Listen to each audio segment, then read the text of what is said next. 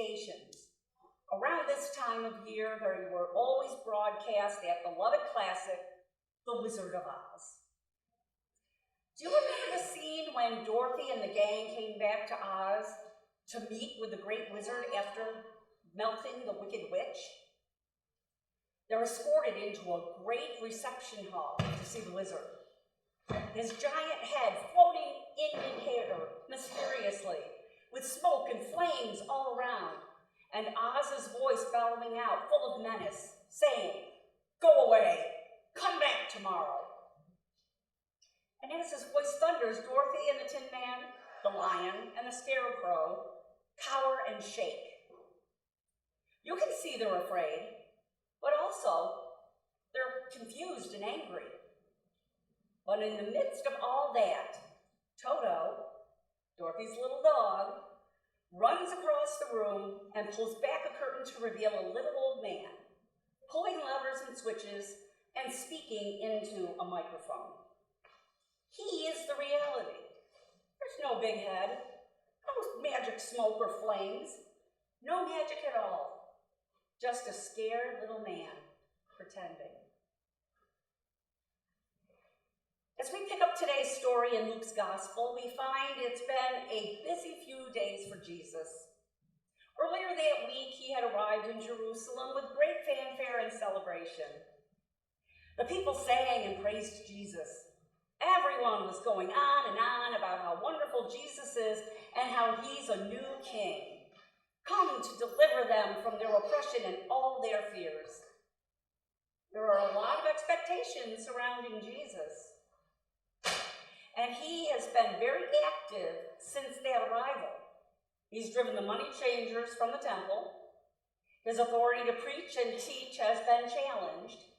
People have tried to trick him by asking him about the widow who marries 7 times to 7 brothers, and about whether or not they should pay their taxes.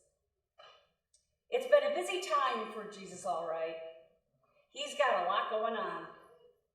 But what all of his activity is trying to do is to open people up to perceive the deep reality of God that underlies all of our lives.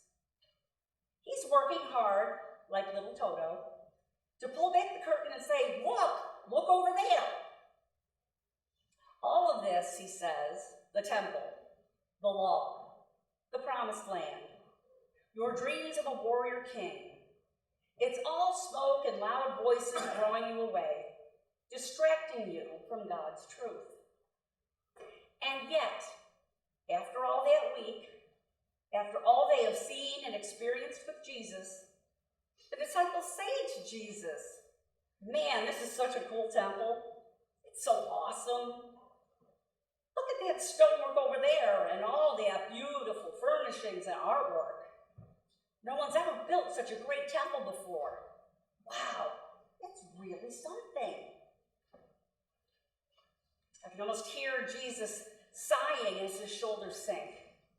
Still, after the months spent with Jesus, after all they've seen, all they've heard, all they've done, they still don't quite get it.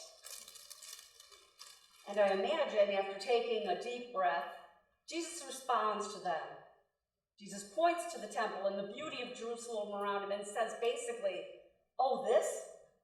It will disappear soon enough. Won't be anything left of the place at all. It's not a forever thing." No, not at all. We call it God's house, but God doesn't really live here. And disciples? Well, they're confused and afraid and probably a little angry. Jesus just won't let that curtain alone.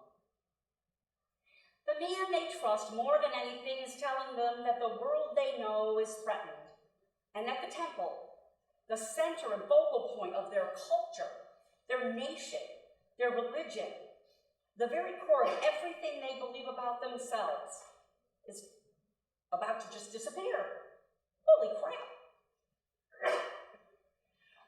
But we shouldn't be too hard on the disciples for hanging on to the illusions of security.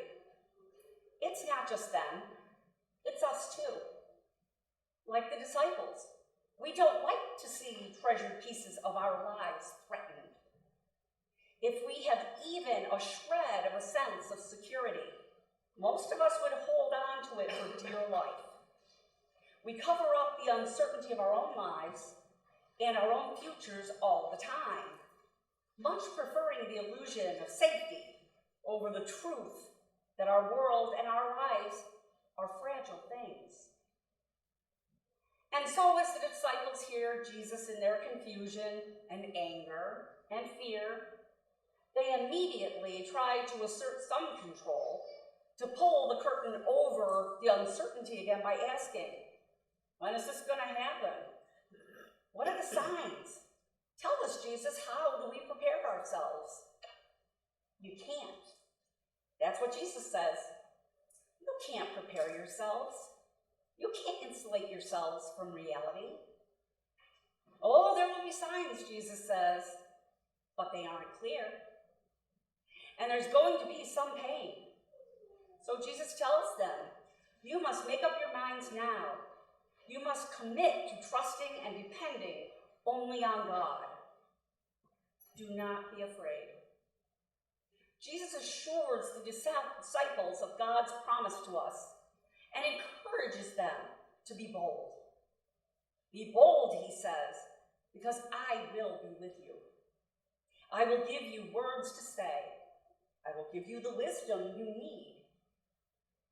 I will turn oppression into opportunity.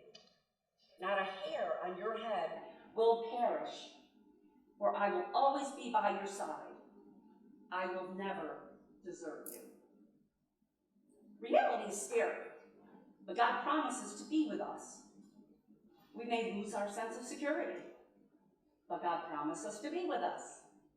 We may suffer, but God promises to be with us. We may struggle, but God promises to be with us. Be bold in love. Do not act from your fears. Act from the confidence of God's promise, and God will be with you. Dorothy, the Scarecrow, the Tin Man, and the Cowardly Lion were an unlikely group to confront the Wicked Witch with her soldiers and her flying monkey army. They were outnumbered. They didn't have much of a plan. They didn't have magical powers or special skills. But they were bold because they were acting from what they thought was a sure promise. But unlike them, we have the promise of God, the Almighty, the maker of heaven and earth. You and I may fret about the world we find ourselves in. There are very scary things out there. We are threatened from many sides, but we cannot build sure defenses to keep at bay the scariness of the world forever. But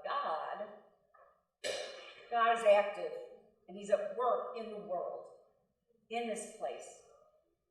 God is at work within us, making us new, giving us what we really need when we really need it, here, now, and forever. Amen. Amen.